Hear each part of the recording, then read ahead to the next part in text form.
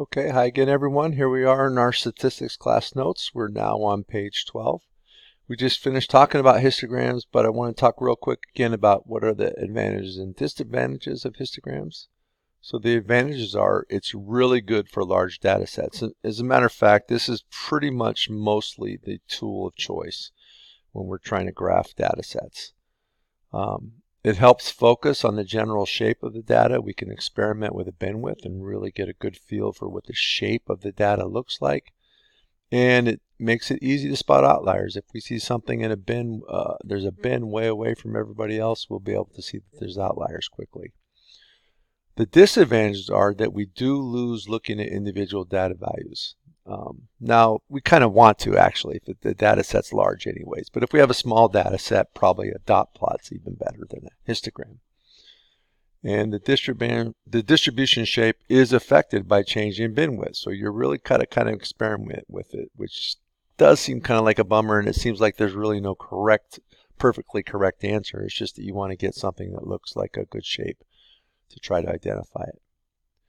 Okay, so on to stem plots. This is the third type of plot that we can use. This is really rarely used, but since it's in your homework and we want to talk about it a little bit, we really won't use it much. You'll use it in your class project a little bit. So stem plots. These are also called stem and leaf plots, and like dot plots, they show all individual data values. With technology, it essentially gives you the same information as a dot plot. Without technology, they are useful because they can be easily drawn by hand if the data set is not too large. These were actually pretty important when I was younger and taking stats the first time, because this is something that can be done by hand pretty quickly.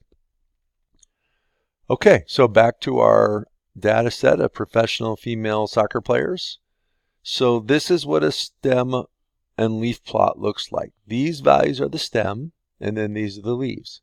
So remember, there were three values of 1. There were 3 female soccer players on our data set that played 1 game. So here's the 3 ones.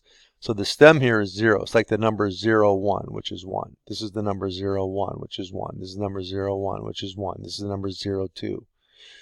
And this stem and leaf plot broke it up into bins, very similar, where it put 0 through 4 in this guy, 5 through 9 in this guy, 10 through 14 in here. You can see, so the stem here is 1, and then the leaves are 0. So this is the number 10. Next 0 indicates the next number 10.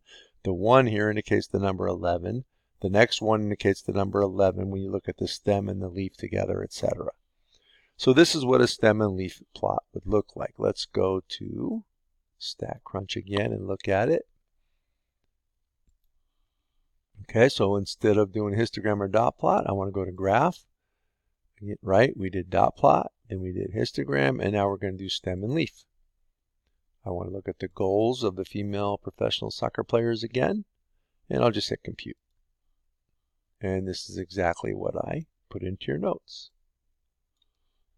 So that's a stem and leaf plot. If you were to turn it on its side, it looks very much like a dot plot. You can imagine those are all the dots on top of each other. Okay,